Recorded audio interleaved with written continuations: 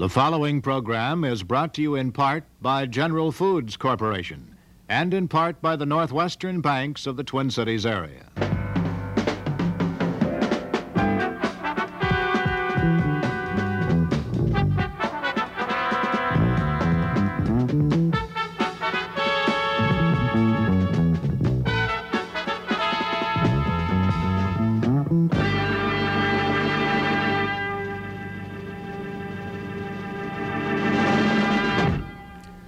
Good evening. Tonight on More on Sunday, we'll have some frank talk about a subject usually only spoken of in whispers. The subject is homosexuality. We call the segment Karen and Cindy, Jack and Jim, a different kind of love story. A little later tonight, we'll bring on the Dudley Riggs Troupe to take a pot shot at the Watergate controversy. First, though, this word from our commercial retesting department. Homosexuals may be this country's most oppressed minority. It's illegal to be a homosexual in 43 of the United States, including Minnesota. Out of fear, they've gone into hiding. Fear of the law, fear of losing their jobs and friends. Only a few are out in the open, fighting for gay liberation. We are assembled to participate in and to witness the union of these two persons. It is not to be entered into inadvisedly, but reverently and discreetly. This is a serious occasion, but not a somber one. On September 3rd, 1971, in a small and simple ceremony, Mike McConnell and Jack Baker were married. This is the first time film of that ceremony has been shown anywhere. Bless, O Lord, the giving and receiving of these rings. Let those who wear them abide in peace.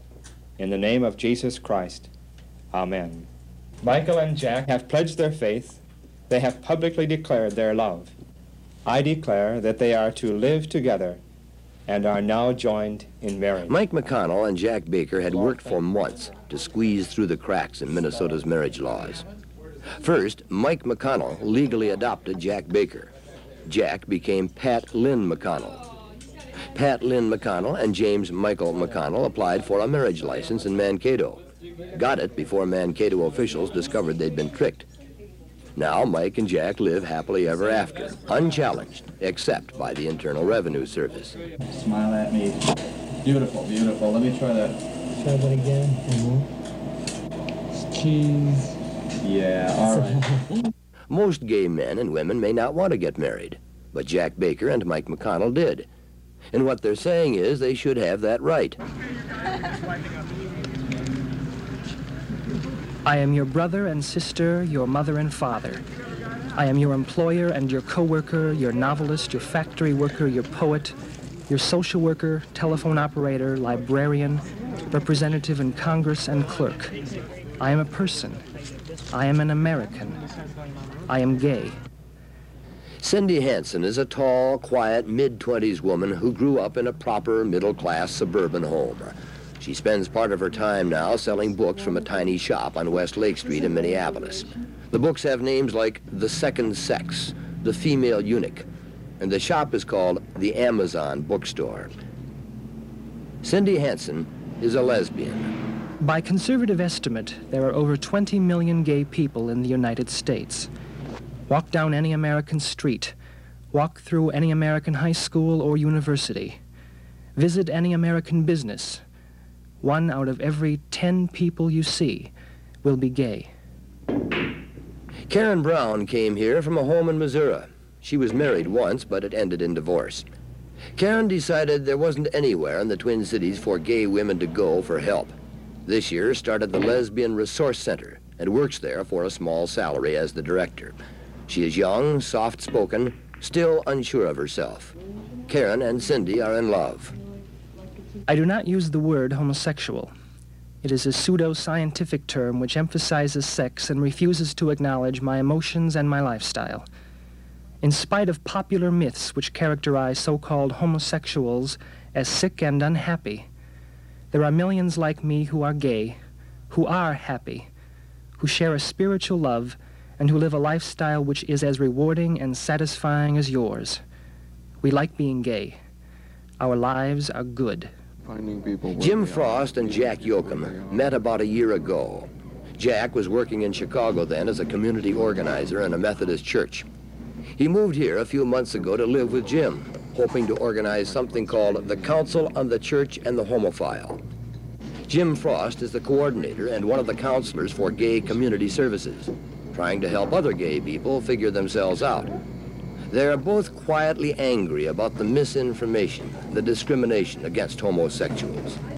There has been a nationwide recognition of the fact that we as gay people are no longer willing to sit back and allow our lives to be destroyed by the petty thoughts of others. The cause of gay rights is now being fought in nearly every facet of society throughout the country, and many battles are beginning to be won. One of the toughest battles has been with Freudian psychiatrists who insist homosexuals are sick, should be caught and cured. That point of view springs from some poor evidence, and in the last few years, more and more psychiatrists are simply admitting they've been wrong. Nobody really knows how many gay people are gay. The estimates usually range from 4 to 10% of the population. Indications are that most people aren't 100% homosexual or heterosexual, but fall someplace in between the two. There aren't even any good theories about why people are homosexuals. Nobody knows why. We can say it's probably not inherited. The popular stereotype is that gay men are effeminate and gay women are masculine, that one partner is always dominant, a kind of male-female role arrangement. Gays are supposed to be interested only in sex. The stereotype, like most stereotypes, is wrong. Researchers for a new Kinsey study coming out next year say gays are as different as snowflakes. The next gay person you meet may be swishy, lavender, limp-wristed, or he may be rugged, tough-talking, and virile. He may be a hairdresser, he may be a professional football player. He may even be a she.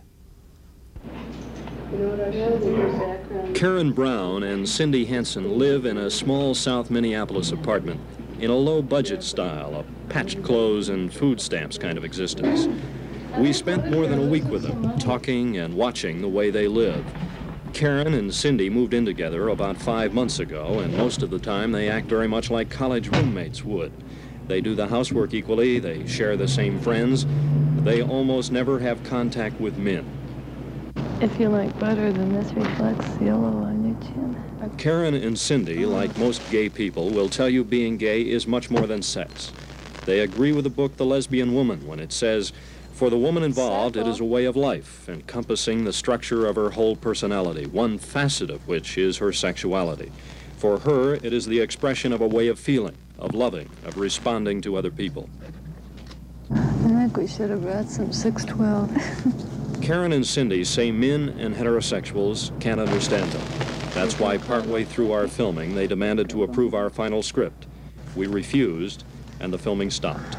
I think we really should come back here next week or this weekend. Next week, I'd rather not come on the weekend. Oh, yeah.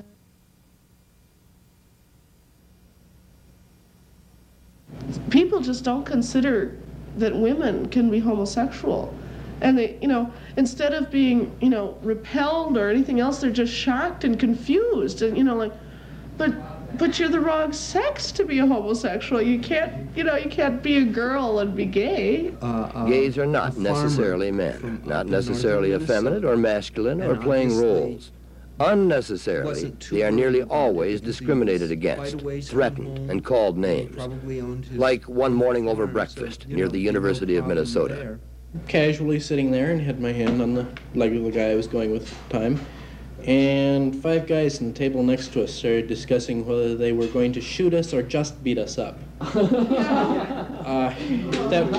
Wonderful experience, right in the heart of the liberal university. It would be nice, if you could just go where you wanted to go and be yourself when you're there, just to have a good time, without having to worry about being kicked out or being threatened. Yeah, things like that. I know sometimes people do follow through, but most of the time it's just talk. I can't figure out why people do it. why they are so upset in the first place, why they are so tremendously threatened or angry or jealous, maybe? Yeah. People just assume that, we're out to get everybody in bed, and so therefore, it doesn't make any difference what you look like or what you're like, as a person. We're just going to come over and rape them or something. You know? Most people are really, really selective. That's true with everyone, not just gay people. Right. Oh, yeah, But the myth about gay people is that they want sex all the time, as much as they can get everywhere now. Hours a day, yeah. I wish I had that much energy. I was thinking of 7, all the things we could do with 7. Jim Frost and Jack Yoakum are out of the closet. They've gone public, like Karen and Cindy. Oh, yeah. They live much the same way, sharing the work and the decisions and doing it on a low budget. Jim and Jack are no more typical of all gays than Karen and Cindy are. Thank you. Jim and Jack don't know for sure when they first noticed they liked boys better than girls. Jack thinks it was when he was 5 years old. They both dated girls. Jim thinks he will again. But they each decided they were more attracted to other men. Jack's mother took the news pretty well. My father's suggestion was to go to the local family doctor and maybe he could fix me up with some hormone shots or something. Finally said something like, I assured him that if I did that I might rape the policeman on the corner. Such a classic line. When Jack Yoakum lived in Chicago, he set off an argument that split the congregation of a Methodist church. The pastor and his family have come to visit, and we've asked them to remember that time, a time when Jack needed permission to go into the Methodist ministry. And the upshot of the thing was that in our United Methodist Church, you must have a majority of 2/3 of all the ballots cast at a charge conference in order to approve a request for the ministry. He had more than 50% of the vote, but you have to have 67%. You see, you have to have 2/3, and he fell just 11 votes short of 2/3. About half the congregation was Spanish-speaking, and nearly all of them opposed Jack Yoakum. In an emotional battle, he nearly won. At first, we didn't know that Jack was gay, you know? Yeah. And we accepted him like a normal person, no problem. He went on campouts with us, and we had a real good time, and we learned that he was a pretty cool guy, and he really knew what was happening, and he knew how to handle situations, and he was one of the older people that were for the younger kids. So, you know, he got... Yeah, very definitely. And we got to know him, and he was our Sunday school teacher, and he was pretty cool, so... We found out he was gay and no problem, and he wanted to be a minister and no problem there either, because there's no reason why a person who has this much ability should not be able to be a minister. That's how we felt anyway. So we got everybody, every single kid that was a member of the church in the front row. We dragged them in. Dragged them in, every single one. I remember there was one Sushmati couldn't go. Her mother didn't want her to vote, and she's crying, and she claims she's going to run away from home because her mother wouldn't let her come and vote, and all this.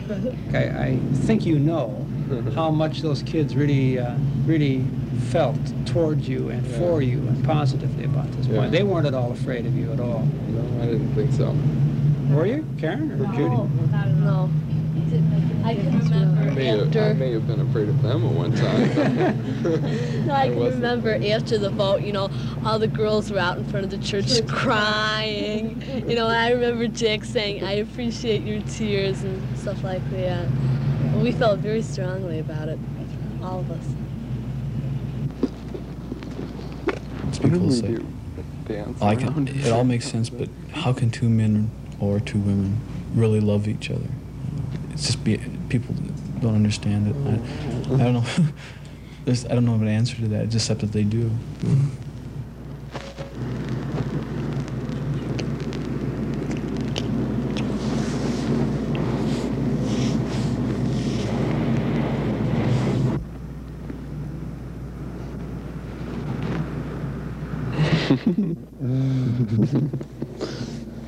My wedding picture.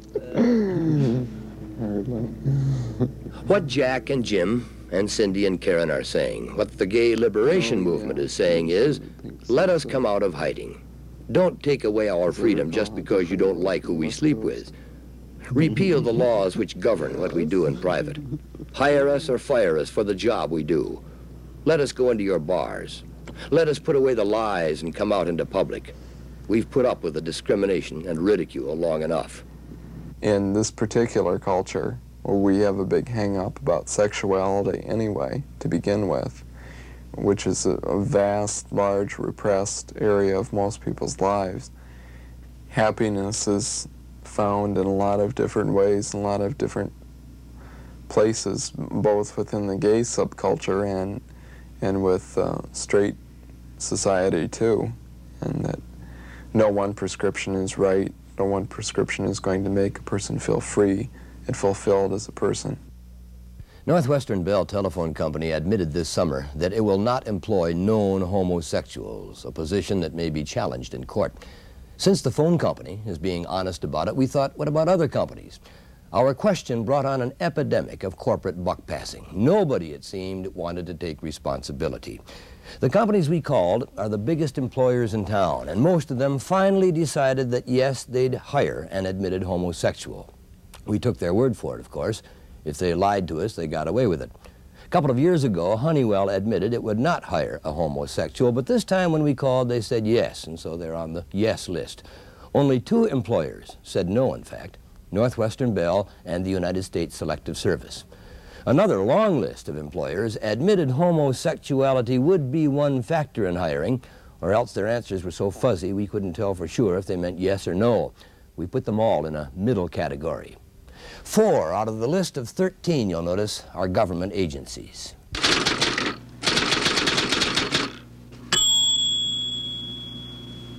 It is my conviction that what a person does in bed has nothing to do with his or her employability.